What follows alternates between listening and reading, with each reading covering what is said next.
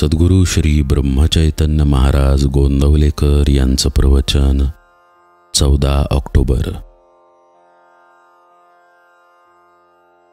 परमात्म्याचे प्रियत्व आले की जनप्रियत्व येते। परमात्म्याने आपल्याला लोककल्याणार्थ सर्व काही शक्ती द्याव्यात असे काही माणसांना वाटते, पण अमुक एका देहामार्फत लोककल्याण व्हावे अशी इच्छा का असावी? देहबुद्धी सुटली नाही असाच याचा अर्थ नव्हे का? शक्ती वापरण्याचे सामर्थ्य आपल्याला आले तर परमात्मा कदाचित ती देईलही। लहानाच्या हातात तरवार देऊन काय उपयोग? लोकांनी आपले ऐकावे असे तुम्हाला वाटते, पण अजून क्रोध अनावर आहे, मन ताब्यात नाही असेही म्हणता। तर आधी आपल्या विकारांवर मनावर छाप बसवा आणि मग लोकांबद्दल विचार करा। तुम्हाला जनप्रियत्व पाहिजे ना, मग जनांचा राजा परमात्मा त्याचे प्रियत्व संपादन करा, म्हणजे जनप्रियत्व आपोआपच येईल। तुम्हाला लोक वाईट दिसतात, पण त्यांना सुधारायला जाऊ नका।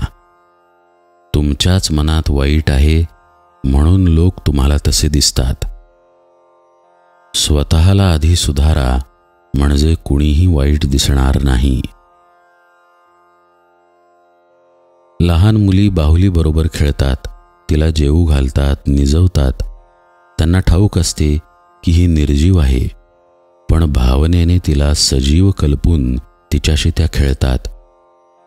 तुम्हीही अशी भावना का करीत नाही की परमात्मा आपल्याशी बोलतो आणि आपणही त्याच्याशी बोलतो?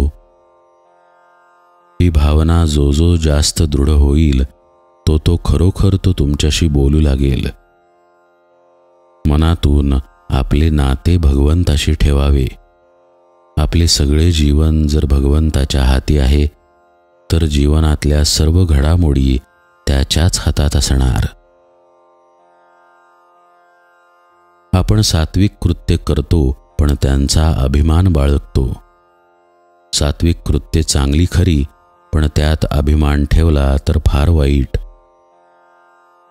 एक वेळ वाईट कृत्य परवडली, केव्हा तरी त्यांचा पश्चात्ताप होऊन मुक्तता तरी होईल, पण सात्विक कृत्यातला अभिमान कसा निघणार? मी आप्तेष्टांना मदत केली आणि आप्तेष्ट म्हणू लागले की यात त्याने काय केले?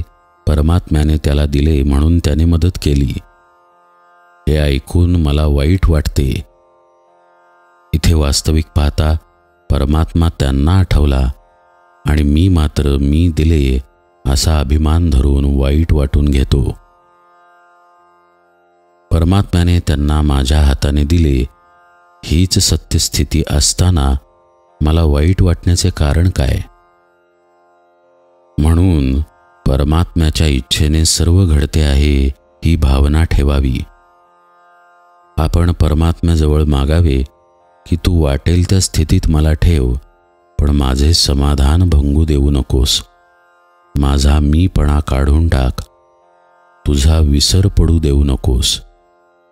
नामामध्ये प्रेम दे आणि तुझ्या चरणी दृढ श्रद्धा सतत टिकू दे। आपले जीवन देवाच्या हाती आहे आणि देव नामाच्या स्वाधीन आहे।